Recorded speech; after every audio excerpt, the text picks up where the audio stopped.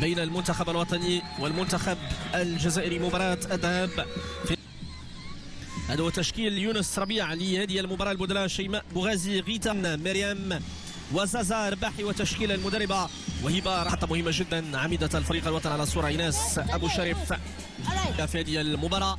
هنا البروتوكول الذي يسبق انطلاق مباراة المغرب والجزائر. كل توفيق للابو اتلانتاس. اجواء استثنائيه هنا في مدينه بركان. المدينه القدم النسائيه في المغرب، قلت لكم هذه واحده ان لم تكن اكبر نسبه حضور جماهيري لمنتخب سيدات لاقل من 17 سنه في تاريخ كره القدم الافريقيه، او من اعلى النسب على مدار التاريخ في هذا المشهد الجميل، هذا الملعب الذي يحتضن اليوم مباراه المغرب والجزائر وبعد ما يقرب العالم. نعم يا ساده، ايها الساده والسيدات، نحن نتابع مباراه للفريق الوطني المغربي لاقل من 17 سنه.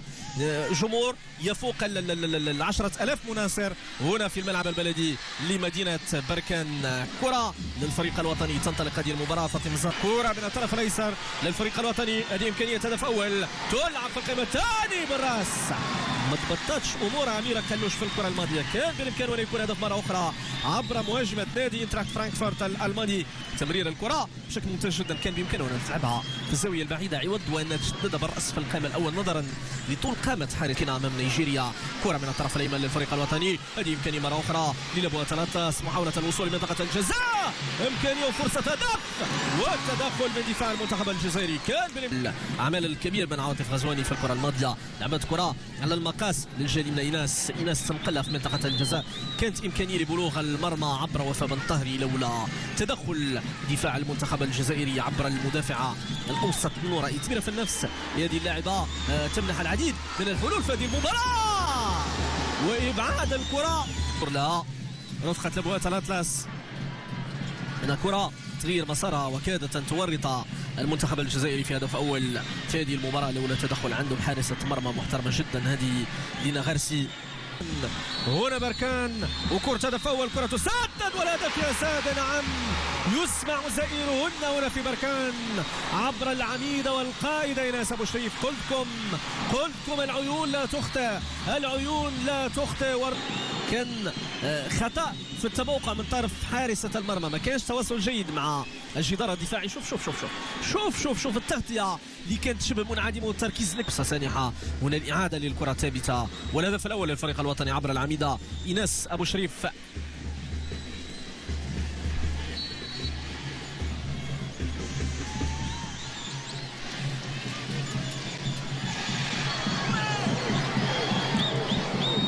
ممتاز، يلا يا نصيرة، يلا يا نصيرة، كورتك يا نصيرة، كورتك هذه فرصة هدف ثاني. يلا شوية تركيز، شوية تركيز، كرة هدف، التسديدة والتدخل من دفاع المنتخب الجزائري. المنتخب الجزائري تلعب الكرة لكن بعيدا عن مرمى الفريق الوطني.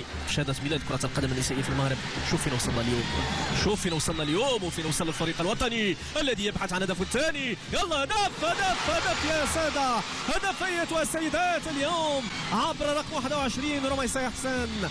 رميساء توثق الهدف الثاني في هذه المباراة. شوف فين كنا وفين وصلنا.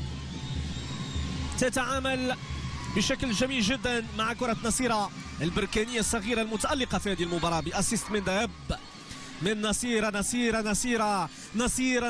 رفيقاتها في هذه المباراة لرميساء حسان التي تسجل هدفا جميلا. رميساء حسان مرة أخرى وفاء نقل الكرة بشكل ممتاز جدا. رائعة رائعة رائعة الكرة، رائعة الإمكانية. يلا بشوي عليك بشوي عليك بشوي عليك. كرة هدف ثالث يا سادة، ثالث. كان بالإمكان وأنه يكون أفضل مما كان. كان بإمكانه أن نتوقع لاعبة انتراخت، كان بإمكانه أن نتوقع على ثالث الأهداف في الجولة الأولى من هذه المباراة. المنتخب الوطني الهجومي سيكون افضل بكثير في الجوله الثانيه مع دخول غيتا حوزي ولينا والدعم الكبير من بن طهري الحكم. ضربه جزاء نعم. الإعادة العمل الكبير للاعب البديلة، اللاعبة التي دخلت بديلة هبة اليوسفي وتتمكن من التحصل على ضربة جزاء. شوف الخط نعم، الاسقاط كان على سهام ولينا، سهام في التنفيذ والمتابعة من لينا غارسي تتصدى لضربة جزاء للمنتخب الجزائري.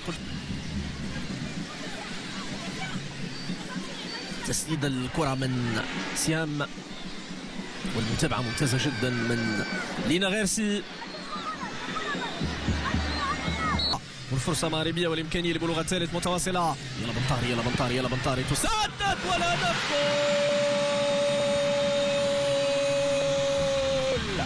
وفاء بنطاري تتمكن من تسجيل الهدف الثالث. عاد للعمل الكبير. شوف تحضير الكرة بشكل ممتاز جدا بالقدم اليمنى، لم تترك أي حد لحارسة مرمى المنتخب الجزائري لينا غيرسي هذا المرة. والثالث أيها السادة والسيدات في حضرة بركان، يطيب مقامكم هنا في بركان بهدف ثالث للبؤات الأطلس.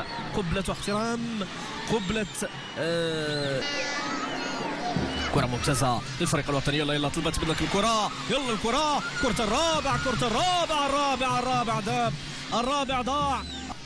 نصيرة حيزون هنا جودة تتمرر من لينا المتابعة من نصيرة تجد أمام الحارسة المتألقة لينا غارسي تصديات متواصلة في هذه المباراة. نشوة وبقية رفيقاتها في منطقة الجزاء، كرة في منطقة الجزاء، كرة بالراس، كرة بالراس الهدف الرابع يا سادة في هذه المباراة من الرقم 4 سيام بوش. سيام تخدع حارسة مرمى المنتخب الجزائري. هذه المباراة أمام الفريق الوطني. شوف سيام كرة بنطاري وسيام كرة مشتركة وتتمكن من التوقيع على الهدف الأول. كانت كرة مشتركة أيضا من طرف اللاعب البديلة حنان سهول. تقطف الكرة صعيب وأنك